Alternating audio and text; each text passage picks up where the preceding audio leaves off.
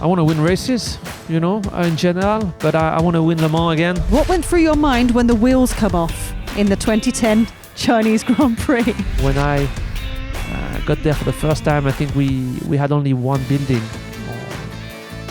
and now we've got, I can't even count them. It's huge. It's huge. Yeah. Things have been pushed to the maximum constantly, and I feel like people that join the team, they feel that directly as soon as they join. Break late, go early on power, Sunday. Hope for the best. Sure. Welcome to Talking Bull, Sébastien Buemi. What's your official title, by the way? I guess test and reserve driver. Test and reserve driver, both. Multi-faceted, multi-talented. Now, I have to say, I have to talk about this because you'll hear noise behind us right now. So we're at the Magny Cours circuit. We are on the track right now. And this is the day before Motormania kicks off for the weekend. So you're here, you're going to be doing some driving, etc. over the weekend. But right now, they're testing out the bikes, doing the jumps with the KTM team. It's a pretty awesome location, isn't it? Yeah, I mean, it's a track that I've not been here. I think I've not been here for like 15 years, but it's a great place. Yeah. I mean, F1's not racing here since 2008, I guess. And so was that the last time you were here then? It would have been. Yeah, I was here in GP2, F2, basically. Yeah, that I won the second race. So I think the last time I've been here, I won a race. Yeah, somehow. Yeah. Not a bad trip then, eh? No, I think it's it's a good place and it's nice to be back. From a driver's point of view, this Magny Cours circuit, where does it sit? Because it seems to have a lot of high speed, medium speed. How does it challenge you as a driver? Yeah, I guess it's a tricky track. You've got those high speed chicanes, with the. I mean, back then we used to have gravel everywhere, so you couldn't not afford to do any mistakes. And some of them are blind, so you don't really see. And you've got to have the trust in the car that you can just, send it into the corner. But it's a cool track, it's a cool track. So talk us through your Red Bull journey, because you've actually been part of the team for a long time now, but it seems like at the moment, as of 2025, what you kind of do is behind closed doors. We don't get to see what you're doing, but what you do is so important, isn't it? So talk us through what you do. So basically, most of my job is to basically be in the simulator during the race event. We call it the race support. So I'm basically in Milton Keynes in the simulator on the Thursday and the Friday.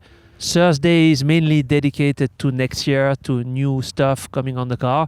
And the Friday is really dedicated to helping the guys at the track. So, we've got only 2-hour session on the Friday, so not much time to test a lot of things. And in the simulator, you can drive as much as you want. So we try to make sure the car behaves in a very similar way to what the real car does on the racetrack. And then we come up with different setups, different ways of setting up the car. And hopefully, we are able to make the car faster. And then in FP3, when we put everything on, we are just a bit faster. I love it. I mean, because me and Tommo were talking about this and we were saying, what if there's a race weekend where it's on the other side of the world? You're in Milton Keynes. There's a race going on in Mexico. So practice has just finished and you're in Milton Keynes at like 2:00 in the morning or something silly. Yeah, exactly. Yeah.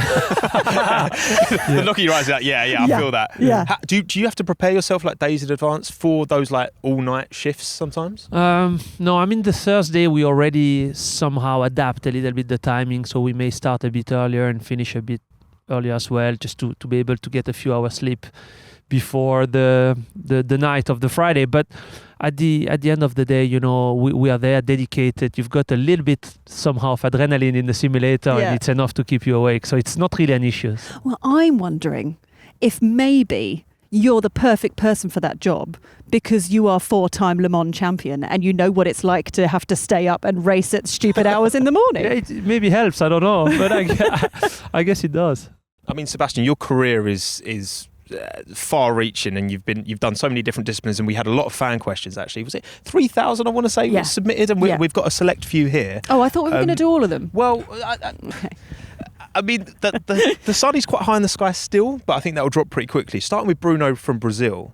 Bruno says, you've raced in Formula 1, won Formula E Championship and conquered Le Mans. How do you mentally reset and adapt between such radically different racing disciplines, and which one has shaped you most as a driver? It's a good question. No, I would say that obviously the simulator before the race weekend in Le Mans, Toyota, I do spend time in the simulator in Formula E or with Red Bull. So the fact that you do spend a day in the sim somehow is enough to just bring you back exactly into what it takes to be fast in that car. Make sure you are up to speed with all the different steering wheels. But I've been doing it for such a long time that somehow it feels normal, whether I'm in the Red Bull sim or the Toyota or the Formula E. I don't feel like I need much time to get used to it again. But I would say my dream was always to drive Formula One, and I've learned a huge amount, throughout all the small categories. And now I've been racing endurance for a long time, and you get to understand racing in a different way, sharing the car, having to drive through the night, having to adapt to whatever you've got. Formula One, it's all about making sure you extract the most out of the car. Everything is made for you, around you.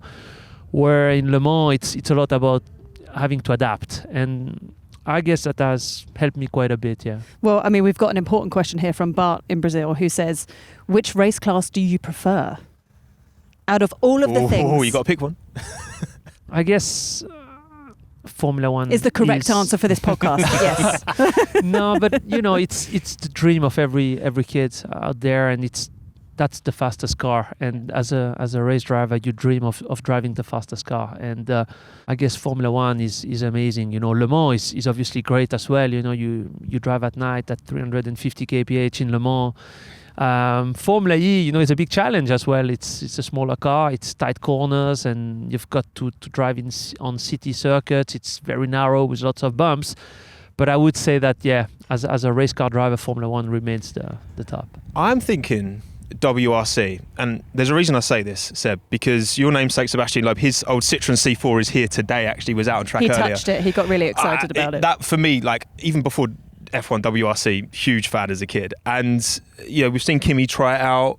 Do you think, again, that adaptability is clearly a key strength of yours? Do you reckon you could do well in WRC? I've had a few teammates, back in Toyota with Sarrazin. He's raced in the World Rally Championship, and I've seen what it takes to be good in rally. I guess I've seen it, and I'm not sure that it's for me. I guess, driving on a track, I'm pretty confident I could be up to speed, but having to listen to the co-driver and having to go through those tiny roads with the trees everywhere, the management of the risk, and that's definitely not easy. And I don't think you can just, get used to it like that. I think it's something you've got to practice since you're a little kid. I went to Le Mans for the first time this year to go as a visitor, and I had the best time. And I can't lie, I really struggled to stay awake. And I went and I had a little sleep for 3 or 4 hours and came back and just couldn't believe that the cars were still going. So the fact that you are 4-time Le Mans champion, how do you play it? Do you go off and have a nap? Do you try and stay awake the entire time? Do you prefer to start the race? Do you prefer to finish the race? I usually always start the race, so I've got to be at the track on Saturday quite early, so it's really a big day. Yeah. But no, I guess it depends where you are in the race. If you are leading or if you are fighting for the win, you've got that extra little stress and adrenaline. When you're not in. You can't nap when that's going on. No, you can't. You try, but you can't. At least I can't. I'm sitting. I'm lying in the bed, think, okay, I've got to sleep. Just an hour, please. And then after 5 minutes, where's the car? Where's the car? So then I look at my phone. Oh, okay, we're still doing okay. And it's just hard. You can't let it go, and to sleep, obviously, you've got to be a little bit relaxed, and it's very difficult. But of course, I've had some bad Le Mans, where we had big issues, and then I wouldn't say you don't care, but you don't have that extra stress and you fall asleep. But usually you basically don't. Well, I think, more often than not, motorsport is a very individual sport. Le Mans is different. You're in that team environment. How does that change? Does that change your mindset? Do you feel more pressure because there's also 3 other drivers who are, you're all running the same car? Do you feel less pressure because you're in it all together? How do you approach that? I'd say before the race, Le Mans, you feel a lot of pressure because it's just you've got that race only once in a year. It means if you do a mistake at the start or something, you've got to wait the whole year to get the opportunity again. And the fact of sharing the car, I think somehow, you don't want to let your teammates down. You want to do a good job.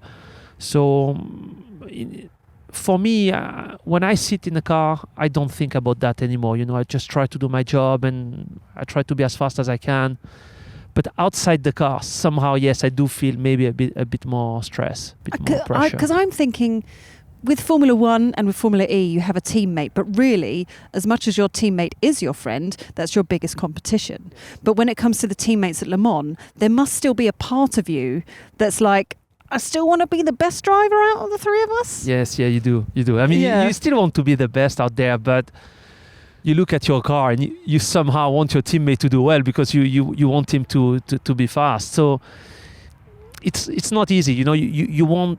I try to say everything I learn. I try to share everything just to make sure they're fast. But it's true that you still want to be the fastest of the three. Of course, it's competitive. Yeah, you can't help that. And I have to put a special mention in for a certain Mr. Fernando Alonso, because Fernando is, F1 heritage. Mm-hmm. I wish he got the chance to race at Red Bull one day. Maybe he did, maybe he didn't. I would have loved to have seen Fernando in a Red Bull racing car one day, but obviously your teammate at Le Mans.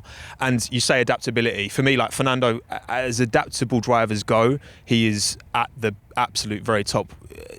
Racing alongside someone of Fernando's pedigree, what do you learn from him?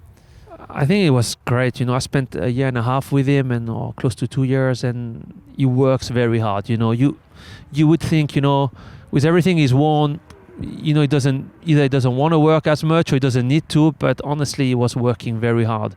He watched all the races before each 6-hour race. He watched the previous race the year before, 6 hours. Wow. He really went into a lot of details, and he adapted very well. He worked hard. It was not necessarily easy when he jumped in. The cars were very different to what he was used to, but we were in the debrief and he was not saying much. We were all expecting him to speak a lot about the car, what doesn't works, and up to the point where he was matching the lap times, he didn't say much, and then all of a sudden he really started to contribute a lot. And I remember that stint in Le Mans in the night, all of a sudden he was so fast, and I guess we won the first time Le Mans thanks to his very strong night stint. We've got we need to move back to Formula One because obviously we're still a Formula One podcast. Should we try not so to? We've got a question here from Olivia in the UK who says, "What do you think about the new regulations for 2026?" Big question, this. Yeah. Yeah, I mean, it's still early days. I've been driving it in the simulator quite a bit. The cars are very powerful. There is a lot of energy management out there, so it's still difficult to see how that will impact the racing. I mean, the cars will normally be quite a bit slower in the corners, but let's say I'm waiting to see, because now with the DRS, it's different kind of overtaking. Where there next year you will not have that. The DRS will not work in the same way, and the overtaking will be done in a different way.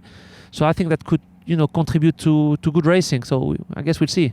Question I had specifically for 26. The cars are smaller, so 20 centimetres shorter, 10 centimetres narrower.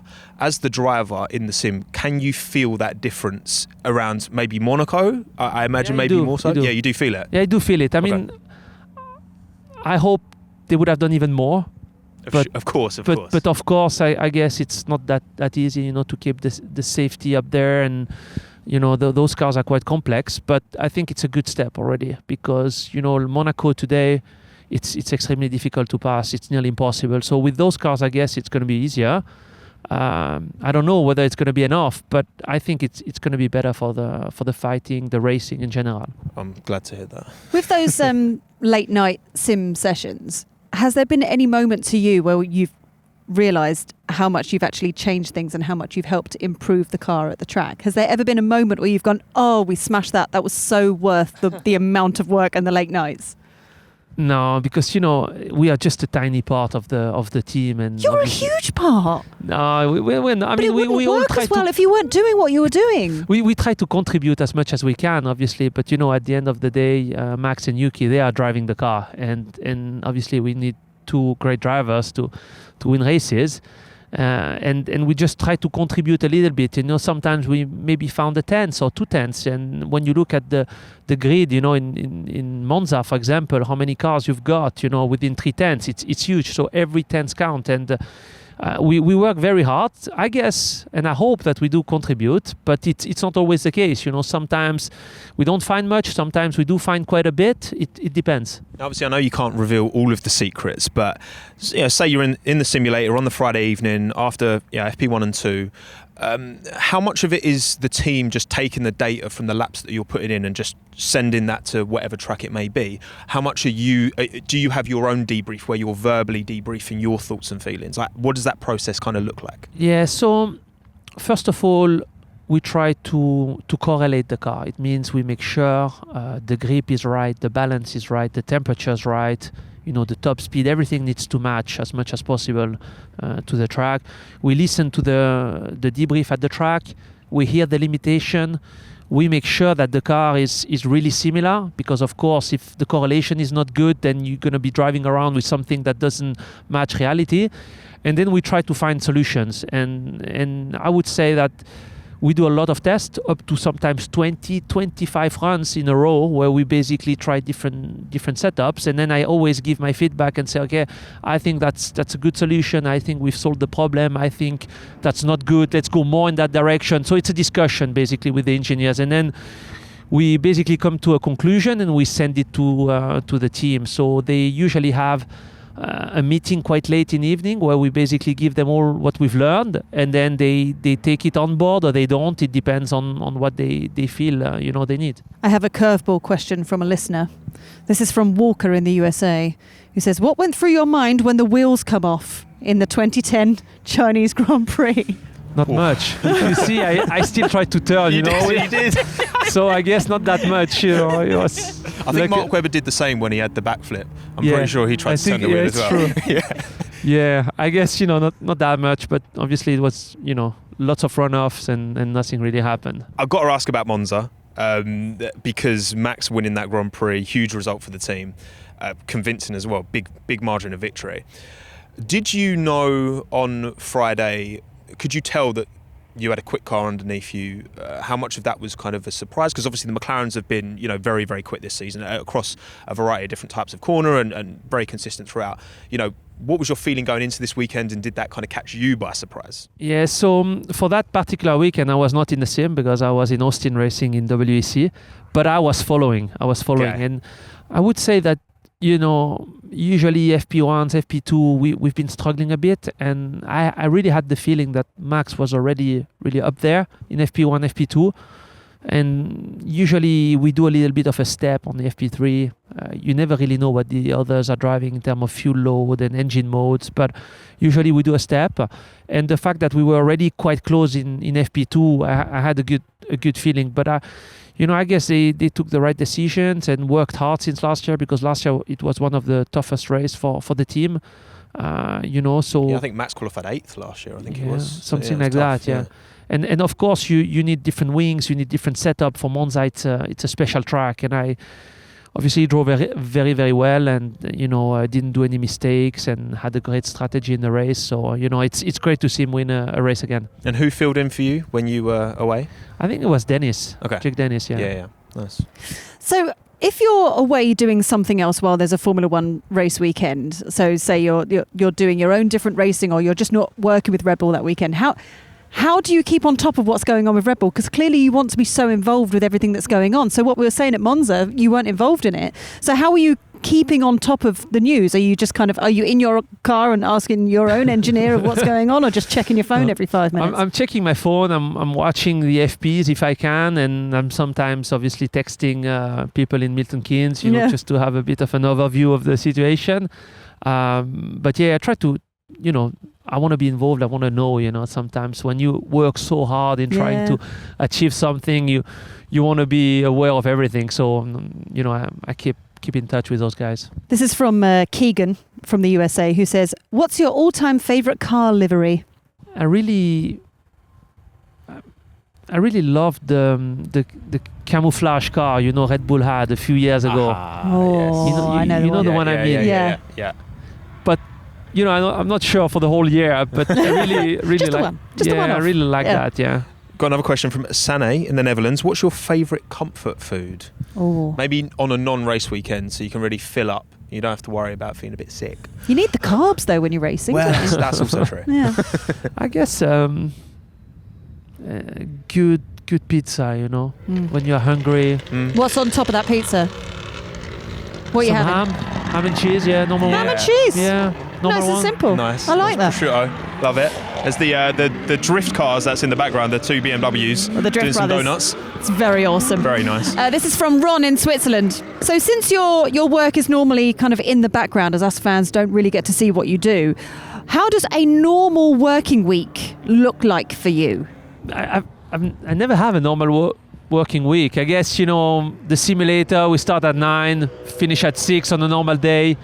And obviously, if they race in Mexico, we'll start a bit later and finish in the middle of the night. But, you know, I'm training, I'm traveling to different places, I'm testing, you know, every day is somehow a bit different. So it's very hard to say what a normal actual week looks like. It's one of those jobs where you're just like, you know, people that work like a normal 9 to 5 and they kind of live for the weekend. You live for just like a random Tuesday. Exactly.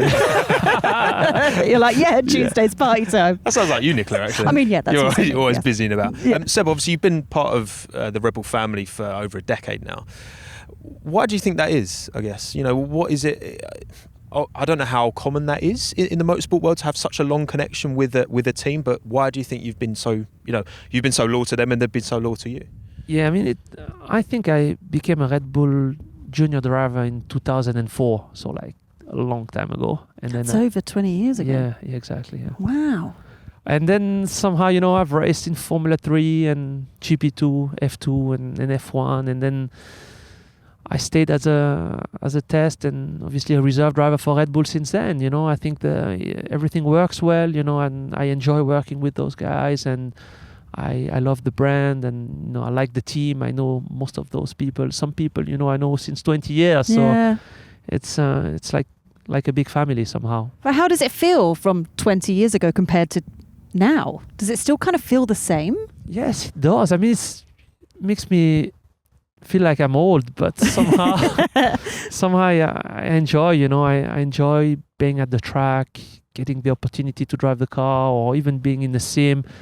You know, seeing also how much the team has grown. You know, when I got there for the first time, I think we had only one building, and now we've got, I can't even count them. You know, It's huge. It's huge. Yeah. And you know, when you see what the team has achieved over the years, you know, I'm very proud that I've been part of the team for so long, and from the beginning, I wouldn't say the beginning, but not far from the beginning. And obviously, since Sébastien Vettel won his title in 2009, Red Bull have consistently, I think Red Bull Racing have won a race every single year apart from 2015, I want to say. But it's consistently been a team at the top of their game. What do you think is in the Red Bull way that has allowed them to be so successful for so long? I guess stability, you know, something very important, and people are not afraid to do things and pushing very hard, no compromise basically on anything. So obviously with Max, you know that you've got the best driver out there. We had for obviously many years Adrian there, and you know, things have been pushed to the maximum constantly, and I feel like people that join the team, they feel that directly as soon as they join, you know. So everyone's pushing hard, no compromise, stability, consistency, and in my opinion, that's how you achieve greatness. So here we are. We're at Magny. It's Motormania weekend. You said you haven't been here since, what was it? Was it 2008 was the last time you were here? I think so, yeah. Yeah. What does this track mean to you? Like, what are your memories of this track? Are you just kind of getting joyful flashbacks as you're sat here on the track? Do you remember right now? GP2 winning the sprint where you were up on the podium, which is just over there? Exactly, yeah, I do. I mean, it's the last race I did like here. It was yesterday? Yeah, I think, you know, I retired on race 1, so I had to start last on race 2, which was a sprint, and I won the race. We were, I think, one of the only one to start on slicks, and it was damp, and was a great call, obviously. But yeah, I think it's a great memory, you know, the last time I've been here. The weather here as well. I mean, when we arrived yesterday, it was raining. It wasn't raining, Nick. It was hammering down. It was and obviously this morning it was, and now it's bright beautiful skies. You know, when it comes to racing in changeable conditions, wet conditions, dry conditions, do you have a preference as a driver that you've kind of cultivated over the years? Yeah, I really like it. I mean, you've got to adapt. You know, you've got to feel the grip. You've got to know if it's better to go around the outside or stay on the racing line. You've got to see where it's drying up. And I feel like that's something, you know, where you can make a bit of a difference. You know, if you've got a dry weekend, everyone knows the limits, everyone knows what to do. It's more difficult to make the difference. But in changeable conditions, you've got to take the risk, you know, and feel where you've got to drive and how much you can push. And I quite like that. This is from Bularka from Romania, who says, would you consider coming back to Formula One after all these years if you had the opportunity? Yeah, I mean, somehow I don't think I would get the opportunity now, but never say never. Yeah, exactly. No, of course, you know, Formula One remains, you know, the dream for everyone. And if I had the great opportunity, I would for sure consider it. But you know, you've got to be realistic. You know, I've been out of Formula One for a long time, even so I've been in the sim and I've had a few test days. But you know, I really enjoy doing what I do with Formula E and WEC, and I do enjoy spending time in the sim. But yeah, of course, if there is a good opportunity, you would take it. What about kind of other series? I mean, you've ticked a lot off. You've tried a lot. Obviously, you mentioned Fernando earlier. Obviously, he's tried the Indy 500s, maybe IndyCar, maybe Super Formula, NASCAR. Are there any other disciplines? Maybe not. I know you mentioned WRC earlier, but any other disciplines you think I could do that? I could give that a go. I guess I could drive IndyCar, but you know, I've been with my teams in Formula E and WEC for a long time, and I really enjoy that. So I'm not sure I would be willing to just give up and go somewhere else. But you never know in life, you know. So you know, those cars are great. WRC, obviously, to try the car would be great. Of course. But I guess, you know, I'll stick to WEC and Formula E. You've done more than enough. Yeah, that'll do. Do you have a favourite Grand Prix track in Formula One?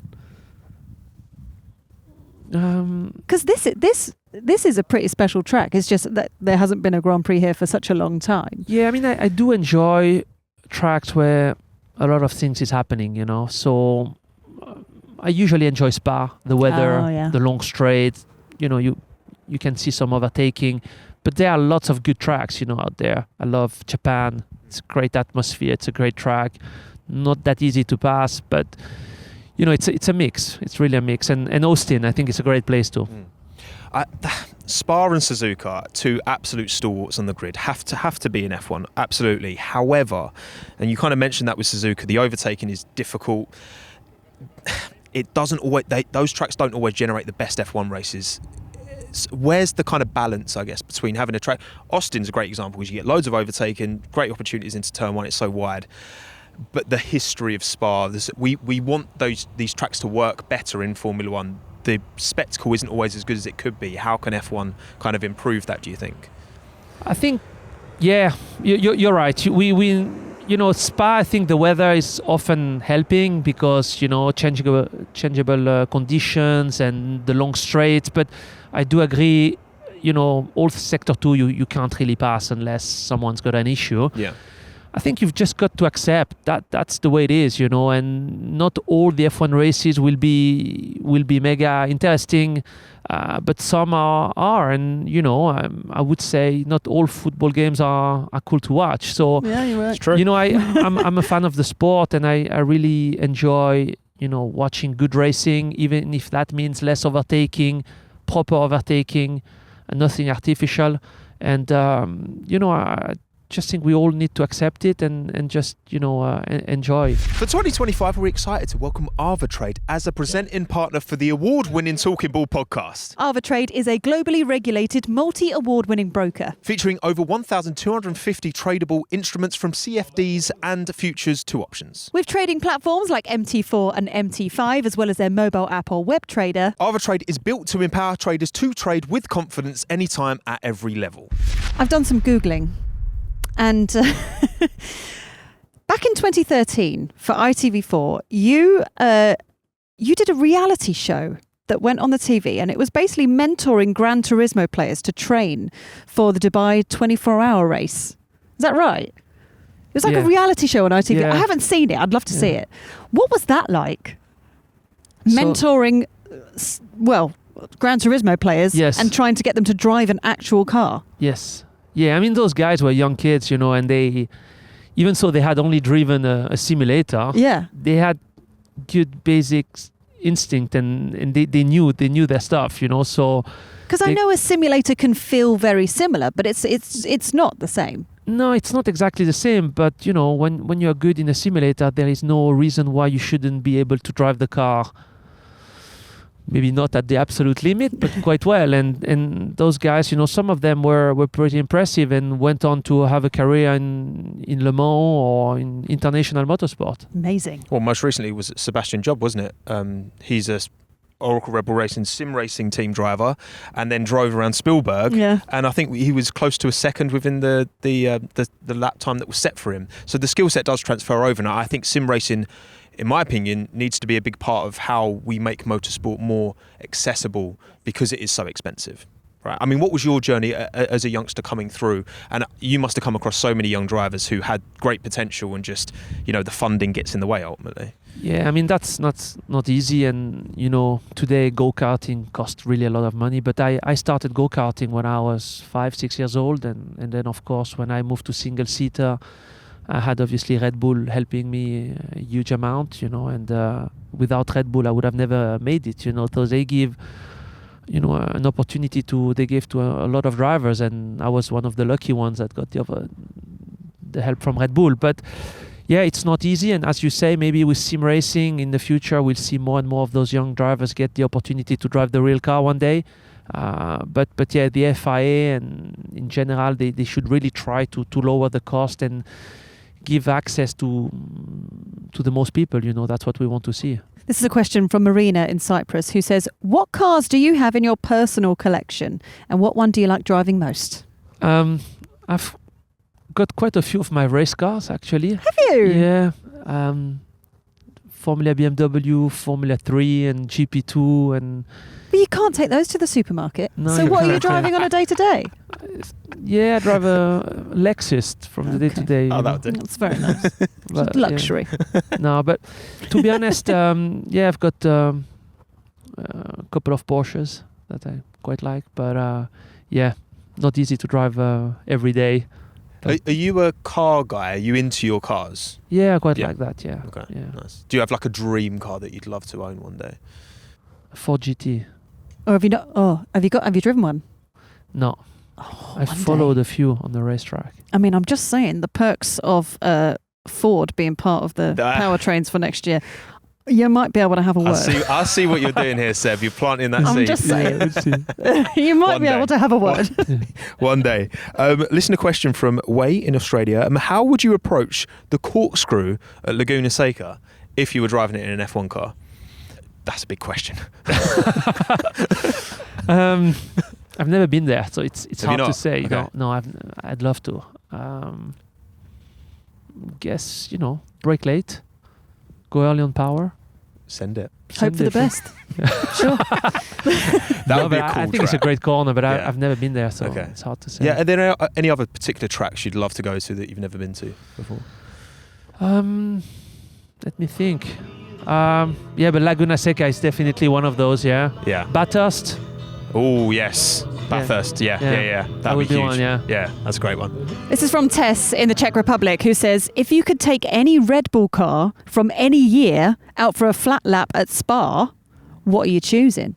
I would say last year's Red Bull car. Oh, okay. Why last year's? That's interesting. Won a few races. Huh? Okay. Or even the one before. Won even the more. 2023 car was something else. That'll be 19. That would be... That's the one. Yeah, that's the one. Yeah. That's the one. Or 2021. That 2021 car. I've got to say, those cars I think look phenomenal. Those pre-ground effect cars looked amazing. Pre-ground effect, that one. The high rate as well. A lot lighter. Yes. More agile. That could be one, yeah. Okay. I've got a question from Aurora in Mexico. What's the best piece of advice you've ever received and applied on the track? Best ever piece of advice from anyone at any point? Maybe when you were 6-year-old in go-karts or... cover the inside, huh? Never Solid. ever let them up the inside. Solid. So, obviously this weekend is Motormania. What are you looking forward to this weekend? The What are you up fans. to? What are you doing? The fans, I'm driving the F1 car, Yeah? RB7, but just to see the fans out there and driving that F1 car with this V8 engine. Didn't drive it for a long time. I mean, this time tomorrow there'll be 30,000 people here. Exactly, yeah. No, I'm looking forward just to have fun, and I'm going to do a couple of runs in a 3-seater as well. Never done that before. Oh, I saw that. I saw that in the garage. I got very excited We about did seeing ask, that. could we do this podcast in there? You were in the middle driving, obviously. Yeah. Me and Nick either side, but we didn't get sign off, unfortunately. I think that would be a really good podcast. That would have been a great one. Yeah. And are there any other particular cars you've seen here that really stand out? There's a Peugeot 306 over there that's just, oh my god, its wide body it's amazing. Yeah, it's so I mean, cool. I want to see the rally car from Sébastien and those drifting cars, Yes. but I didn't have time yet to look at all of them. We'll have a look after. Yeah. Oh yeah, sorry, we've been keeping you busy. I apologise for that. So, what's next for you? What do you want to tick off your list next? Because you've achieved so much in your career. So, what's next? I want to win races, in general, but I want to win Le Mans again. Yeah. That's really something I want to achieve. What is it about winning Le Mans that's so special? Because it's such a 4 historic times isn't race. enough. Like, yeah. It's just wants so more. hard to win. It's so hard. You need luck. You need to be fast. You need reliability. You need a bit of everything. Yeah. And it's so difficult to put yourself in a situation where you can actually win the race. But when you finally win it, it's a lot of emotions. Maybe the fact of not sleeping, sharing it with the other guys. It's loads of emotions. Yeah, and I've got to ask as well, at this, have you been able to indulge much in off-track passions? I mean, it's well documented that Yuki Tsunoda wants to open a restaurant, for example. What about Sébastien Buemi? I mean, I'd say I want to spend times with my kids and maybe take them to the go-kart track a bit more. Obviously, it's the same passion, I agree, but yeah, I've been flat out. I didn't really have much time to do something else. So what do you do to relax then? When it's like full downtime, you've just had a crazy weekend, you've been working overnight on the sim after Red Bull made you, on the sim at 2 o'clock in the morning. What do you then do to wind down after that? Spend time with the kids, but Well, that's not winding down. No, that's not really. No, yeah. no sports, different sports. I like go skiing. Nice. Again, that's not a calm situation because you're skiing and that's If you're good. it's still an adrenaline sport. I'm asking what you do to relax. Watch a movie. Okay. Maybe, yeah. All right, fair. Well, I guess starting racing so early, it conditions you to need adrenaline, I guess, you do in a need different way to most of us. So fair play for that. What I do to relax is do more things. Yes, yeah. Well, I saw Gabriel Bortoletto after. He's like, nothing I like more after a Sunday Grand Prix than to go home and on my sim. And he just carries on racing on his That's sim. what Max does. Yeah, I know. Yeah. You lot are crazy. I get it. Right. Sébastien, thank you very much for joining us here on Talking Bull. I'm going to go and let you enjoy the Drift Brothers and enjoy watching them do some donuts. These guys are so awesome. So you can actually see some things before you have a busy weekend. Thank you very much for joining us. Thank you very much, Appreciate guys. it, Seb. Thank you. Thank you.